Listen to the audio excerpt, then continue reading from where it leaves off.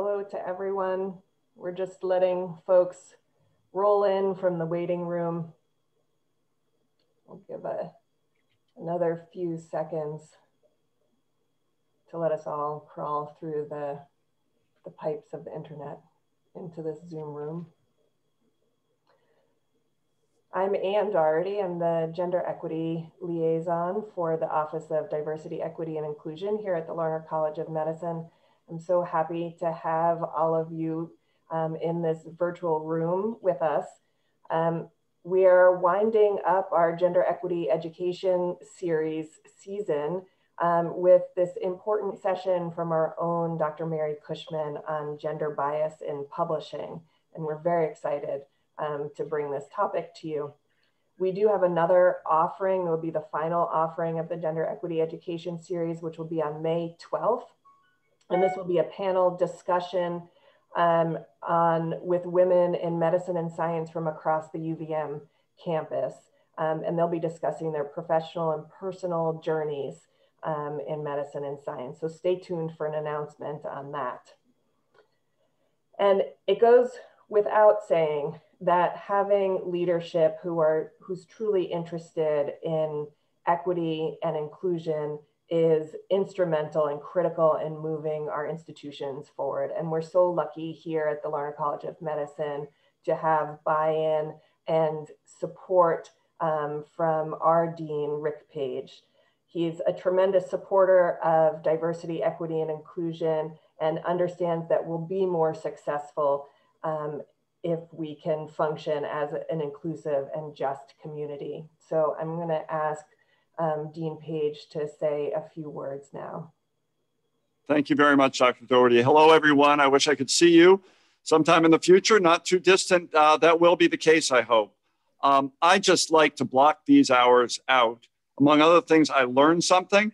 So it's not just my supporting the efforts of the Gender Equity Steering Committee and Dr. Doherty and her wonderful leadership as liaison for the Office of Diversity, Equity, and Inclusion for gender equity. I learned something, and I think we all do. I am your ally. I learned about allyship, I think, at one of these sessions. So I'm going to get out of your way. I look forward to hearing Dr. Cushman's words, and really appreciate those who have joined us here today, and Dr. Doherty, the Gender Equity Steering Committee, for putting together this Gender Equity Education Series workshops. And you said it's the last one. This last one for the academic year, I hope, and we'll keep going with these. And it's really my privilege and honor to join you all today. And I'll turn things back over to Dr. Doherty. Thank you so much, Dean Page, and we appreciate your allyship. And yes, we will be back in September with additional sessions, so there's more to come. I now have the pleasure of introducing one of my colleagues, Dr. Molly Berry, who is an assistant professor in the Department of Medicine in the Division of Hematology Oncology. She also serves as Associate Program Director for the Hematology Oncology Fellowship, and she is an active member of the Education and Professional Development Working Group from the Gender Equity Steering Committee, and I appreciate her work so much. So I'll pass it off to Dr. Berry. Thank you, Dr. Doherty. I have the pleasure of introducing Dr. Cushman today. Dr. Mary Cushman is a professor of medicine and pathology and laboratory medicine at the University of Vermont. She's vice chair for emerging researchers at the Department of Medicine, director of thrombosis and hemostasis program in the Division of Hematology and Oncology, board director of the Cardiovascular Research Institute, and co-director of the Vermont Center for Cardiovascular and Brain Health, UVM's NIH-funded Center of Biomedical Research Excellence. She completed her medical training, residency, and fellowship at the University of Vermont and earned a Master's of Science in Epidemiology at Harvard University. With continuous NIH funding for 25 years, Dr. Cushman studies causative factors for heart disease, stroke, cognitive impairment, and venous thrombosis using molecular epidemiology approaches. She's the inaugural editor-in-chief of Research and Practice in Thrombosis and Hemostasis. the Journal of the International Society of Thrombosis and Hemostasis. She's authored over 630 peer-reviewed original articles, 21 guidelines and society statements, and over 30 reviews and commentaries. More recently, she received the American Heart Association 2020 Award of Meritorious Achievement for her impact in promoting careers of early career professionals and women in science and medicine. She chairs the recently formed AHA Subcommittee on Women in Science and Medicine, which is continuing this work. Locally, she's served as a professional and personal mentor for countless trainees at all levels of education and has been a role model, coach, and sponsor for women pursuing academic careers in medicine and related fields. It's my honor as a colleague and as a recipient of her support and encouragement to welcome Dr. Cushman here today for her talk, Shining the Light on Gender Bias in Scientific Publishing, an Editor's Experience. As we listen to Dr. Cushman, please feel free to submit questions that will be answered at the end through the Q&A function. Please welcome Dr. Cushman.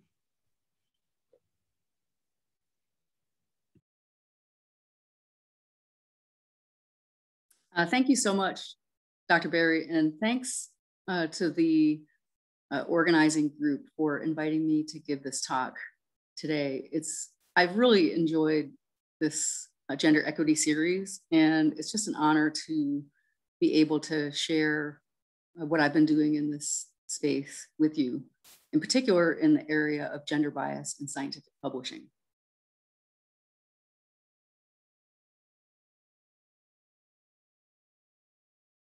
So the goals of this session are to provide an overview of journal activities that promote gender equity in scientific publishing.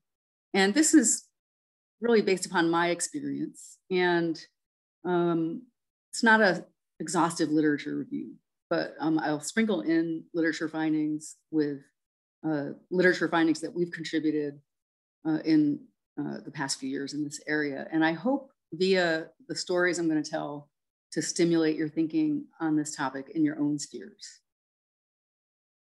So back in 2018, I started seeing papers like this paper in the Journal of the American College of Cardiology that looked at the representation of women in cardiology journals. And the authors showed a rise over time from 1996 to 2016 in the proportion of female authors. Blue is first authors and red is senior authors in this graph. And you see the most recent data, 2016, 12% of senior authors being women. And it was interesting that they observed female senior authors were more likely to have a female first author than male senior authors were, suggesting that early career women gravitate toward women mentors, perhaps a little more than men. And interestingly, the upward trend that's shown here was seen for all article types, except for review articles. Now, we all know that review articles tend to be invited. And so this is a disturbing finding in that regard. I learn a lot in this area through hanging out on my Twitter feed. And these are hashtags where if you're interested in seeing what people are talking about in this space, you can search on your Twitter account for these hashtags and you'll find the latest information. I will call out, there is a Women in Medicine chat every Sunday night, or almost every Sunday night at 9 o'clock. And it's really very interesting. There are Q&A discussions about the topic, and I would encourage you to join that if you can. So in order to advance science, diverse scientists are needed. And the opportunities for conducting science and publishing science must be equitable. And we must reach disparity groups and be sure that we're leveling the playing field.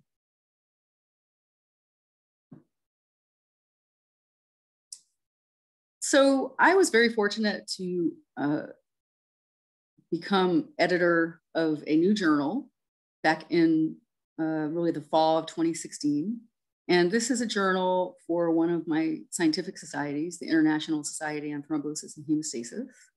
And this is the opening editorial for the journal, Research and Practice in Thrombosis and Hemostasis. This is an open access journal, so anything that you see here during this talk today that's been published in the journal, you can see readily online without any firewall or barrier. The first issue appeared in July 2017, and you see we celebrated. This was at the annual Congress for the ISTH. So by a year into this, I started reading about the topic of gender inequity in publishing. And in October 2018, I published an editorial focused on the topic of diversity and inclusion in this journal. And,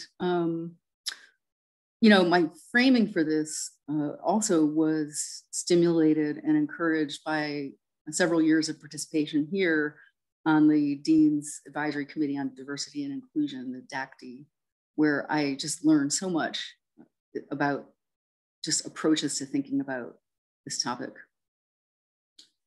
So the editorials I publish always tend to be focused on helping authors with their science and career advancement.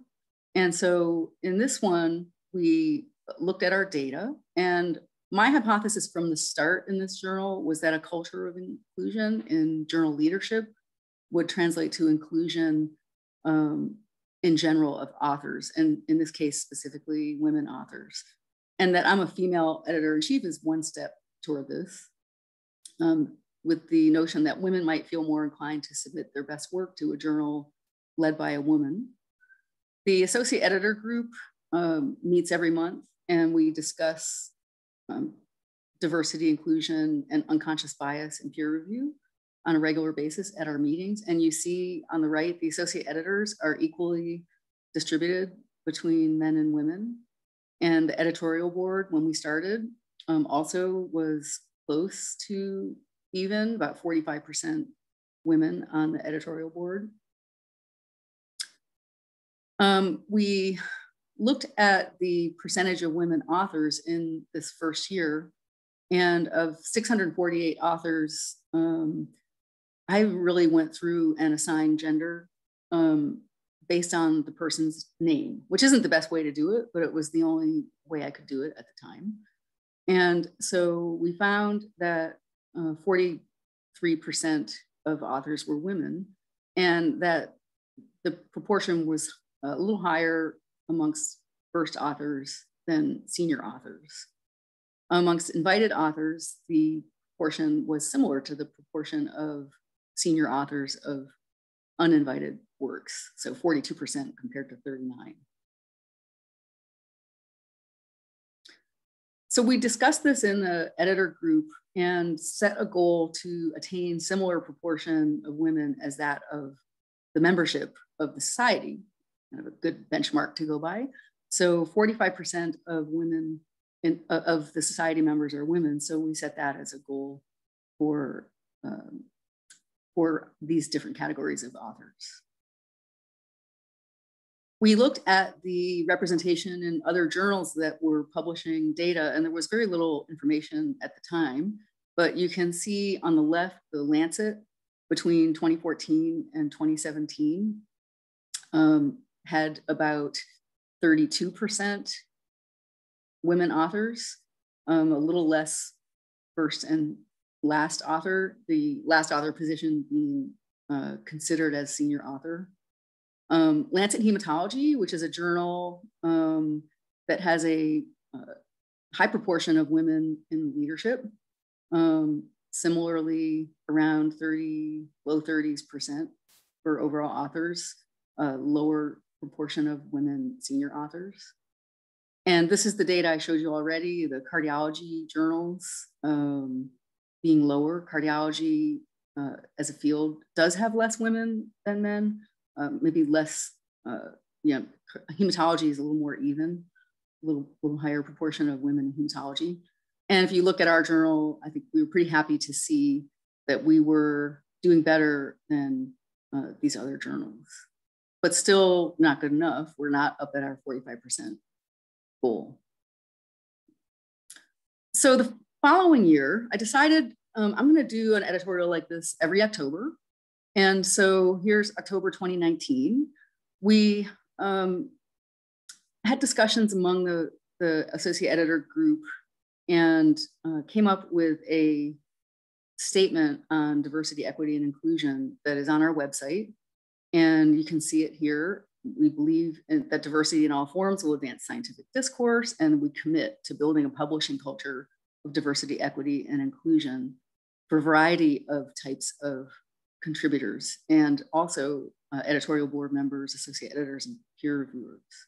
And as being that we are an international society, we want to cover all regions of the world as well. So this shows that next year's data on the percentage of women authors. And so you see here, this is all authors. Blue is the first year, red is the second year.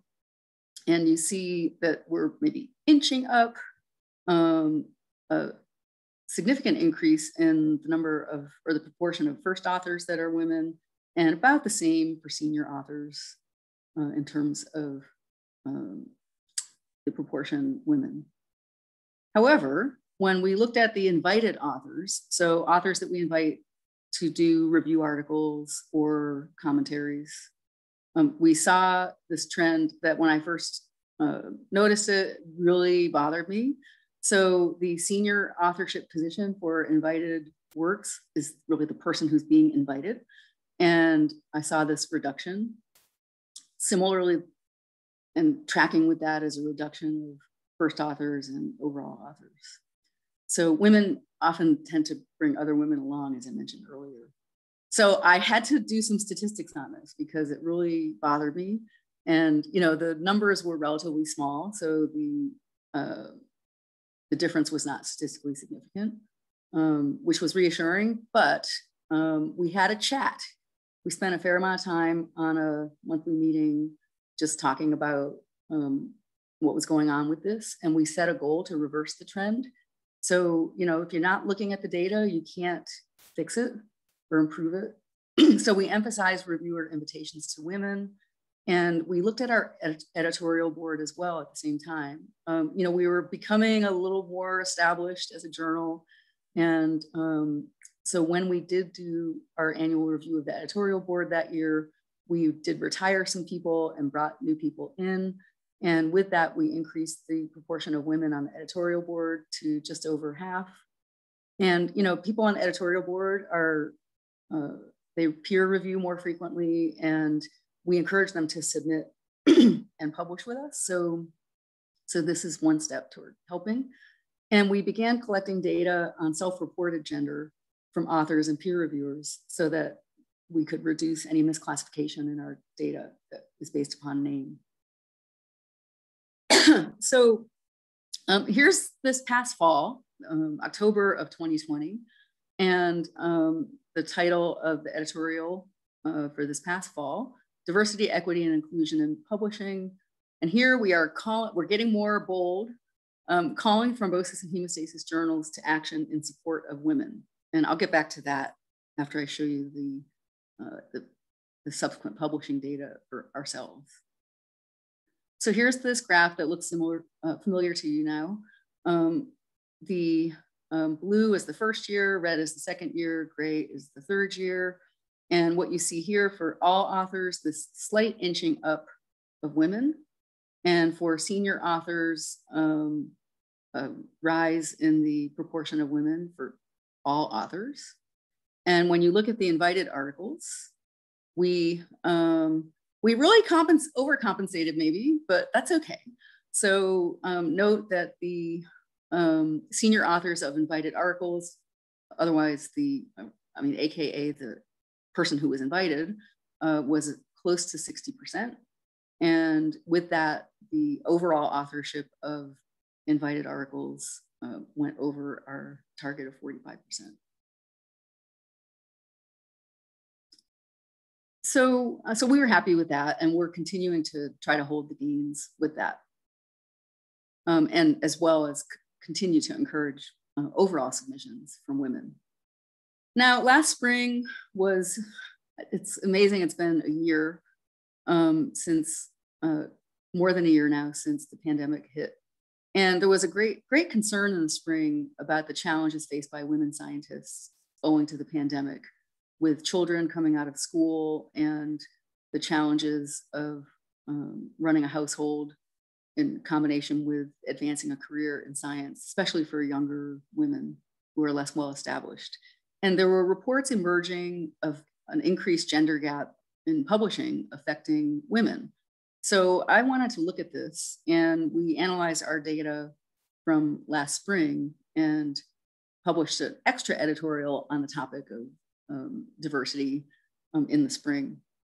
And here is what we did. We looked at the submission of articles based upon time of the year and compared it to the previous year. So what you see here in 2018 to 19, overall, we got 89 articles with a little more than 50% being women first authors.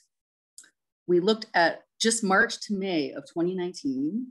There were a relatively small number of articles, and you see that just a little over 30% were women. So the first thing you notice is that of first authors, that women first authors seem less active in submitting perhaps at that time of year. And you see the senior authors were similar over the 2 years. But in the pandemic months, March to May of 2020, where shutdowns were occurring around the world, you see first we had a lot more articles, so we're getting more submissions and publishing more. And you see that the proportion of first and senior authors was similar to the year before.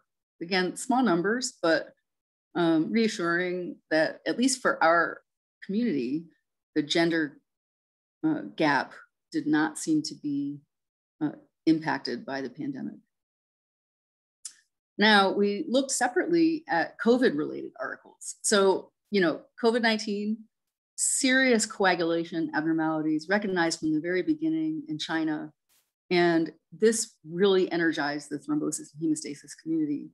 The amount of science around the coagulation abnormalities with this illness has been massive. And in the early months, we sought to publish impactful science and reviews around possible treatments, and tried to do the best we could in that regard. As a new journal, kind of challenging, but we did publish some really nice work.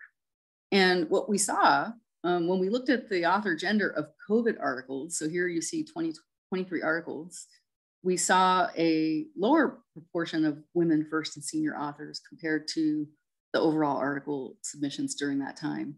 And when you think about why that might be, you might feel like, well, women are less able to take on the new science. This is like the new emerging science, the emergency science.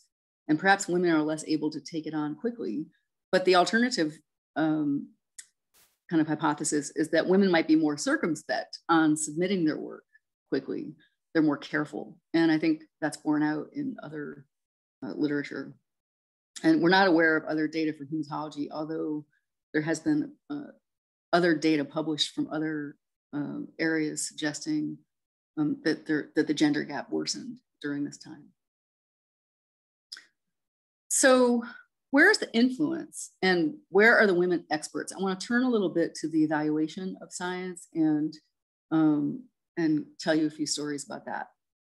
So when we were preparing the editorial from the fall of 2020, remember the point I made about calling other journals to action. And my thinking on this started with this paper from 2019, where the authors looked at almost 2,500 medical journals and found gender disparities in invited commentary authorship. So in this analysis, only 23% of invited commentaries had women corresponding authors. And this is consistent with other literature on invited articles. So again, I think we're doing a lot better than that at RPTH.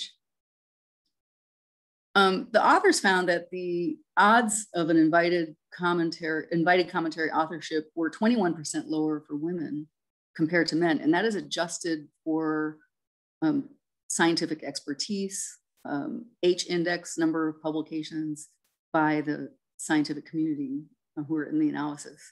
So, and if you look at the right, I don't expect you to be able to read all this, but across the different fields that were evaluated in these 2,500 journals, there was not one journal that favored women commentary writers, even accounting for experience. You see all of the odds ratios are to the left of the vertical line, favoring men.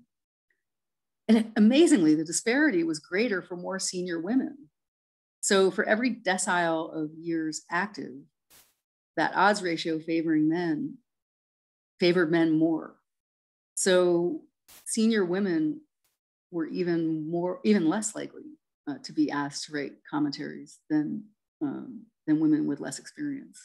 So it was really enlightening. The authors created this web tool where you can go and pick out journals that you're interested in and look at the statistics on how often they invite women commentary writers. My journal is not in this database because it's too new, but they evaluated this or they made this available, and we played around with it. And looking here, I picked out journals that were in the field of thrombosis and hemostasis, or publishing heavily in the field of thrombosis and hemostasis, and looked again at this odds ratio by journal.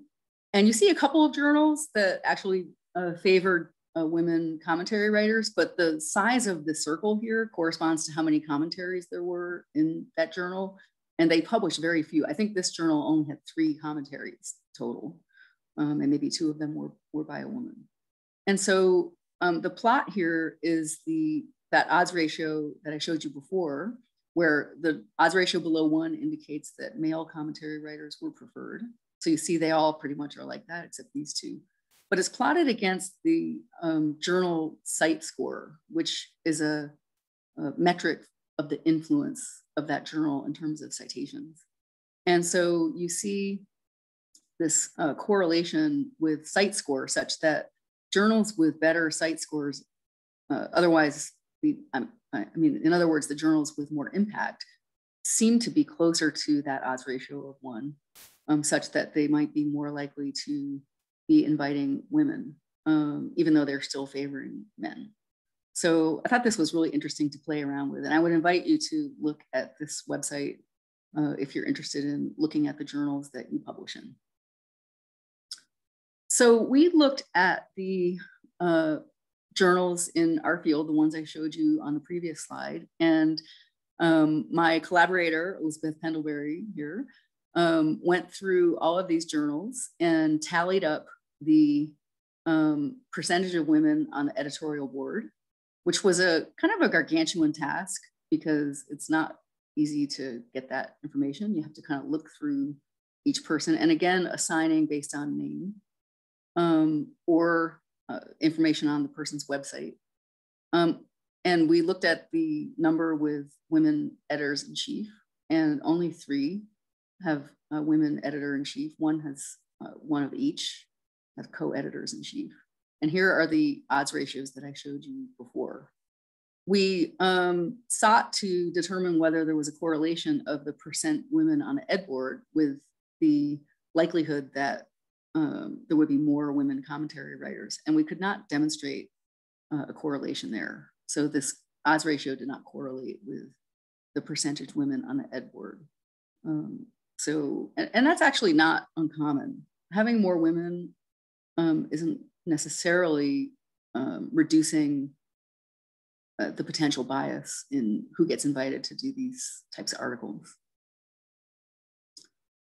So we have to also think about peer reviewers. So peer reviewers obviously are very influential on the editor's decision to publish.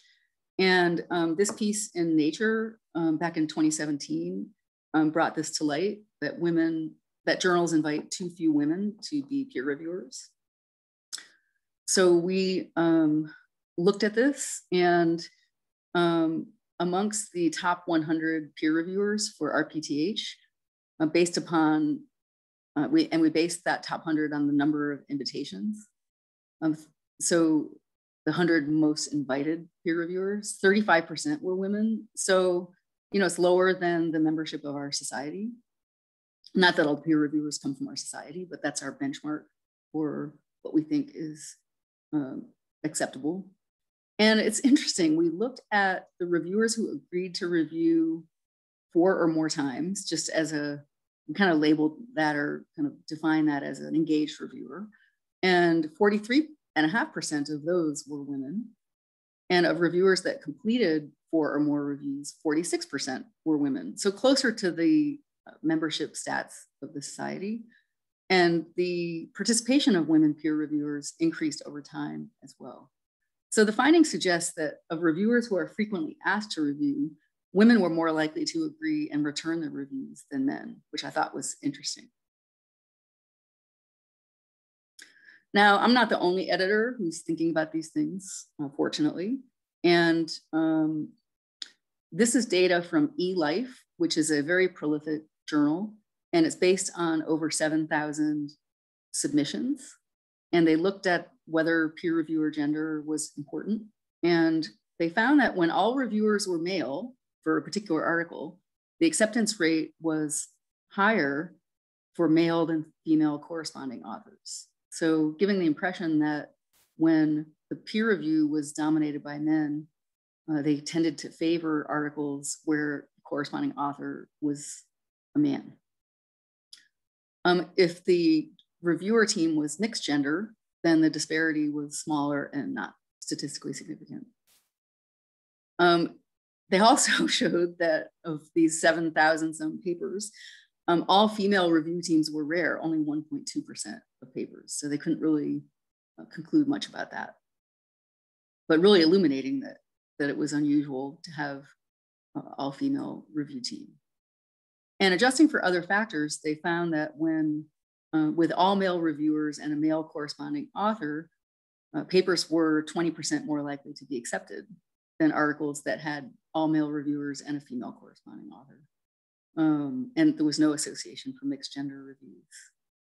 So they came up with this term of favoring by reviewers of authors sharing their same gender as homophily. Now, we don't know if there's homophily for the all women reviewer teams for women corresponding authors, but it's an interesting article. The editor-in-chief read that article. The editor-in-chief of this journal, the Journal of General Physiology, read that article. And this paper was sent to me by Dr. Osama Haraz, an assistant professor here at the Larner College of Medicine, when we were chatting about this topic. And he was impressed by this, and so was I. So this editor-in-chief, Dr. Gordon, who's a woman, instituted a reviewer equity policy for her journal after she saw this eLife data and did a 12-month evaluation of the program. And the equity policy required that at least one woman reviewed all articles for that journal. And so the table shows the data, but at the same time on the right, you see the graph. And at the same time, the number of editorial board members in blue was increased. And with the intervention, you see the increase in the number of reviews by women starting in 2018, 17 or 18, when she instituted this program. So the articles reviewed by greater than one woman increased from about 50% to close to 80% with this policy. So the policy was decently adhered to. And interestingly, the number of days to secure the reviewers needed to make a decision decreased. So perhaps women are responding to the invitation quicker than men. And the days to first decision did decrease just slightly. There's concern when you do something like this that you're gonna put a tax on women, that increasing the participation might disadvantage them in some way because you put the burden on women in a field where perhaps there are less women than men. And so they looked at this, and it's a very important issue. And what they found is that that there was no tax. The number of reviews done by women was similar across the two time points. It was like 1.8 compared to 2 reviews per year. What they also noticed, which was really cool, this policy seemed attractive to authors. The proportion of women senior authors also increased from 17.6 to 26.8 over 1 year. It's a really rapid increase. It may be related to having more women on the ed board and having this policy be publicly announced.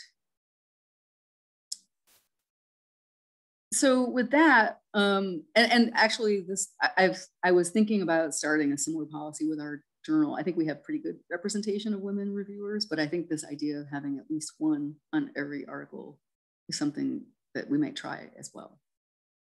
So I want to make you all aware of this important session that will be a follow-up of this session.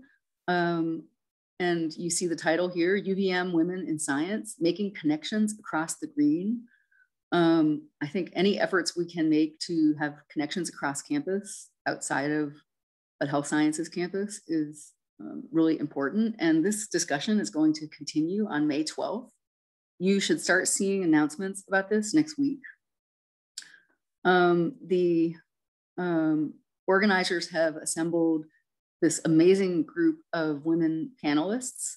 I know some of them, but not all of them. But these panelists will be speaking and having a discussion with myself at this May 12th session. And we have questions that we will be posing. What is needed to promote a culture that recognizes and minimizes gender bias in research? And what can we do at UVM or outside of UVM in this regard? And how can mentorship and sponsorship be improved? And the domains that we will be discussing include scientific publishing, peer review, grant peer review. That's a whole nother topic that has similar literature and really interesting data. And that would be both for internal UVM grants as well as extramural grants. Identification of students for research training opportunities, faculty hiring, promotion and tenure, and the day-to-day activities. How are we organizing our departmental seminars and events? What are we showing our students based on who we are inviting to participate in these events? These are things that are important and we should be watching. So I want to acknowledge the team at RPTH. This is a picture of myself and associate editors at Wiley Publishing in Hoboken, New Jersey in the fall of 2019. We have an annual retreat in Hoboken, and the associate editors come from all around the world to participate in that. And we had our retreat actually virtually yesterday, which was really fun. And this is just an amazing group who are very engaged in the topics that I'm talking about. This was the group yesterday. I think I told a joke and caught the screenshot with everyone laughing. And we had just a great meeting, and I'm really fortunate to work with this group. And at the bottom, I want to point out Tom Reiser, who is the executive director of the ISTH, who has been a steadfast and constant supporter for us doing creative things in publishing and supporting the journal. So I will end with just reminding you of these hashtags I showed at the beginning. If you want to kind of follow what people are discussing in this space, use these hashtags on your Twitter. And I bolded the he for she hashtag because it is really important that men do the work that's needed, as well as women doing the work that's needed to promote equity in scientific publishing for women and in participation of women in science. And so this one is a really important one. And I think if you search on that hashtag, you'll find really interesting stories and information. And last but not least, I'm very proud to be the co-director of our new Vermont Center for Cardiovascular and Brain Health, COBRA.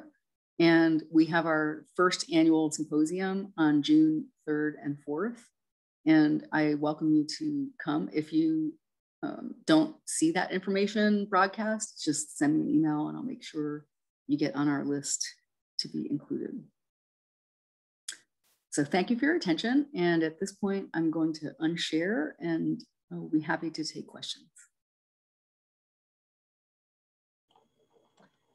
Thank you so much, Mary, for this engaging talk. And I love how, of course, how data-driven you are and how you're using your own experience in being a journal editor to drive diversity, equity, and inclusion. I really appreciate all of those efforts. I would encourage folks to put questions in the Q&A, and we've got about 20 minutes left, so we'll answer as many as we can. I have one question for you, and in some ways it's a basic question, in some ways it's a complicated question, but I wonder how, like when I look at the number of senior authors that are women and look at that decrease in the likelihood of a senior author being a woman based on years of experience, how do you bring that together with this argument that that last author is reflective of the available pool of women, and that the pool of senior women in academics is less, and so therefore the senior author is likely to be male rather than female? Well, that proportion varies across specialties, right? So even in female-dominated specialties, there's some evidence that women are less represented. So, you know, I think that the kind of excuse that there's less women to draw from is an excuse that isn't always possible to back up.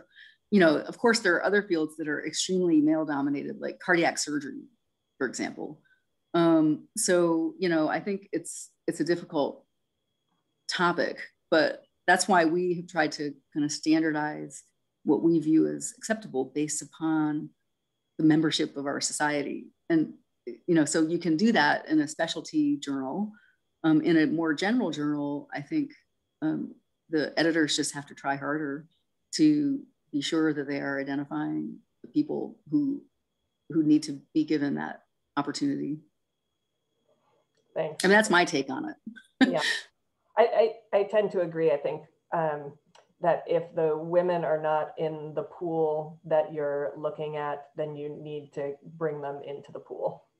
And well, and if you have women on your team, they might be more likely to know the women. But, you know, honestly, I think women sometimes are harsher on women than they are on men to some extent, you know. So I think that, you know, whether having more women on your ed board makes a difference, you know, isn't really clear yet. But I think that it's not a matter of just representation. So for example, for my ed board, we engage them. So I've been a lot of ed boards in my time. And, you know, it's been unusual that I've been engaged in the life of the journal.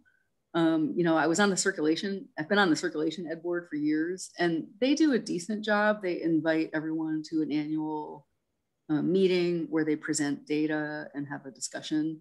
But most journals don't even do that, and that I've been affiliated with. And so for my journal, we tend to have social events for the ed board, and we send a newsletter to the ed board every now and then, and we take input from the ed board.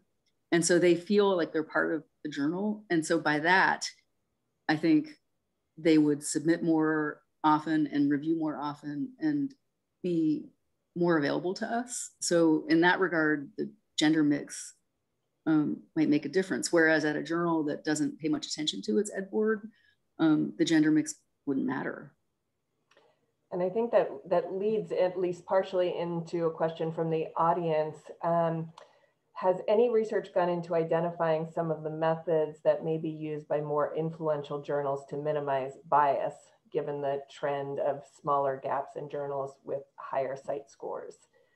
And so that's, you know, it's more than just balancing gender on a board. What are the other things, and is there research in that? You know, I don't know the answer to that, except to say that I have learned so much from doing bias training. And, you know, when I was on the Dean's Advisory Committee on Diversity and Inclusion, for example, we did day-long, you know, training exercises on unconscious bias and recognizing bias in yourself. And, you know, so I think that I don't know how well it works, but I have to believe that educating the journal leadership on this topic and would make a difference. But I don't know that anyone has done a study on that in particular, but something for a person who's interested in the scholarly study of scientific publishing that they could do. I think that's a great idea. Yeah, and a related question from Yolanda Chen, who's going to be on our panel next month, asking about, is there any information out there that if there's accompanying information about bias in reviews, that it changes the way reviews are done? I love that idea. You might have noticed me with my phone. I just took a picture of that question because I want to think about that. So, you know, I think that's a great idea. Some journals do blind peer review, so you can't see who the authors are or what institution they're from. You know, I'm not sure how much that makes a difference, because I think sometimes you can just tell where something is from, you know, if it's like the Framingham Heart Study or whatever. But, you know, I think that I can speak to my own experience as an editor and a peer reviewer. When I'm looking at a paper, especially as an editor, I really try not to look at where it came from when I'm kind of evaluating the results of the peer review or inviting peer reviewers. Obviously, you can't invite a reviewer from the same institution as the authors. And I've done that on occasion because I didn't even look at who the authors were. But I think trying to shield yourself or not think about that is important. And what we do in our associate editor team is talk about how we perceive articles, because, you know, we want to publish from like the emerging world as well, emerging economy countries. And so I try to train the associate editor team to think about where the article comes from only in the context of its importance to the region, and to not to try to resist thinking about, well, this is coming from such and such a country, so it can't be good enough. The science can't be good enough for us to publish because it's coming from that country. And it's the same kind of approach, but I love this idea of sending information to the peer reviewers. You know, whether they would read it, I don't know, but it could be a nice little, like a randomized trial. I think that would be fun to see if there was an impact of that, because I think it's a great idea. That's great. From another fellow journal editor, Louis First, wonders, how difficult is it for you to get reviewers, let alone reviewers who are women? What's the incentive for women to want to review as part of their academic career trajectory? Authoring, yes, but reviewing often goes unrewarded. Can you comment on why women and men should be even more excited about reviewing than they are? Well, doing peer review is just a great way to learn. So, you know, you get to see the breaking science and be a part of shaping that science. So being a peer reviewer, you know, gives you power. And so I think from the standpoint of women and men, I think anybody should want to peer review. And it's really important. If you're a scientist and you're not participating in the peer review process, you can't expect to have your own work be peer reviewed adequately, right? It's like the payback. So, you know, what we found is that women were more likely to say yes when we asked. And so, you know, I think that, I'm not sure if this is really answering the question, but I think women are receptive to it, and they engage in it. And there's some evidence that they are more speedy. Mm-hmm. There's another question and comment from Melissa Paspini, who is also joining our panel next month. She says, wonderful, thought-provoking talk. Thank you. I was struck by the impact and simplicity of requiring at least one woman reviewer. Do you think the simplicity of that rule and not causing the tax of 45 to 50% women were the key to success of that policy? And can you think of other simple policies to enact? So I think it was really important that the journal looked at the issue of the tax and really didn't mind it. And what that tells you is the women are out there. You know, they're just not being asked. And so they just increased their pool of reviewers and sought the women. I think that other simple rules, I'm not coming up with one. Maybe sending information about unconscious bias might be a simple thing that we could do, like a one sentence at the beginning. You know, we have our DEI statement and it's on our website, but we don't put it in our invitations to review. And, you know, maybe that would be a good idea as well. And having a statement, you know, there's not many journals with a statement. And I'm very proud to say that after we put out our DEI statement, the whole Lancet family of journals put one out. I'm not saying they copied us, but at least we were on track and doing the same kind of thinking that the Lancet family of journals was doing. And they have done really nice work in this area. I think it's important to state your values and let folks know what they are, and let them know that this should guide decision making. I think especially for the reviewers. Frederica Keating asks, I was interested in the data on circulation. Looks like they were closer to equity. Considering only 15 to 20% of cardiologists are women, I assume this was adjusted in some way. Yeah, so that data were from all the cardiology journals, not just one journal. And, you know, definitely the trends are in line with the proportion of women. And, you know, one of the challenges faced by cardiology is that heart disease is the leading cause of death in women, but we have, you know, 20 to 30% of cardiologists as women. And so what you have is younger women being more represented in cardiology, and therefore less likely to be in the senior author position, for example. So based on the kind of age of people. And so, you know, I think it's going in the right direction, and efforts to continue to look at the data become really important and make sure. And I can tell you with the American Heart Association and the role that I have on our Go Red for Women in Science and Medicine committee, you know, we are looking at this and being sure that we're kind of holding the different groups within the organization to responsibility, both the publishing and, you know, scientific publishing committee of AHA, as well as every aspect from research grant awards to who is selected for honorifics. So, you know, we want to be sure we are helping to promote that culture where the engagement of people coming into the field is enhanced. Thank you. So there's a comment that says, hi, Dr. Cushman, I'm a current first-year undergraduate student at UVM, and this isn't necessarily a question, but rather a comment of appreciation. This talk was so fun and thought-provoking to listen to, and I just wanted to say that it's very inspiring to see the work that you're doing to include women authors in scientific journals, as someone who's aspiring to work in that area in the future. So that was from Cameron. Thank you, Cameron.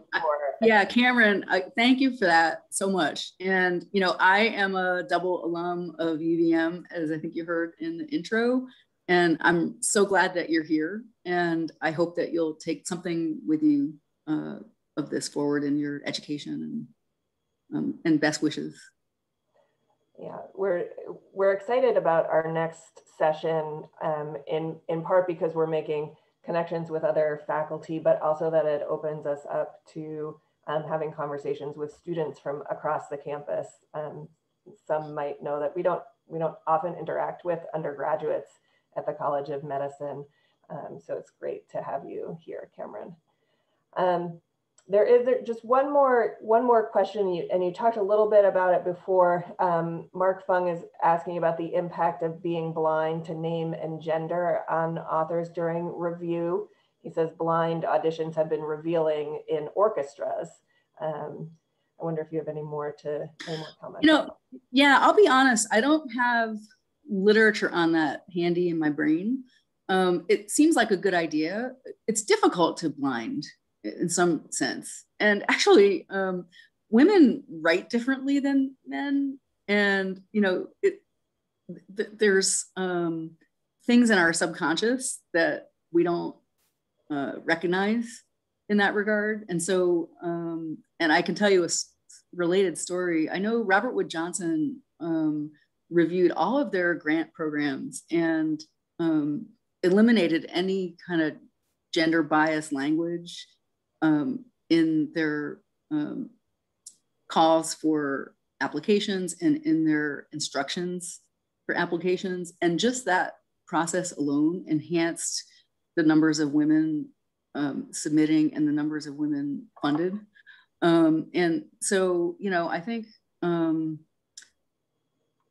it might work, but I don't actually know if there's literature on that. And I think it's not always possible to blind things, even if you don't give people the names. Some journals only use the first initial and the last name, which kind of, is one way to think about it. But I think a lot of the journals that I've noticed that do that are not doing it any longer, because I think they want to recognize the people, and your first name is kind of important to your identity to some extent in terms of how people think of you and the awareness of you as a person. I mean, how many A. Dohertys are there in the world who might be publishing, and who's one A. Doherty from another, people don't know. So, I think it's an interesting question, but I wish I had the answer. I think it can also be difficult when if your field is small, your field of expertise is small, where folks often know one another. So even attempts to blind or to only use the first initial still would be revealing. So, well, this has been a wonderful way to spend an hour. I appreciate your work, Mary, and your words today. And thank you for spending the time with us. And we look forward to May 12th. It will also be during the lunch hour. Announcements will go out next week. And I think it'll be an engaging discussion. And I hope it's the first of many cross-campus discussions. So everyone have a wonderful rest of your day, and we'll see you next time. Take care.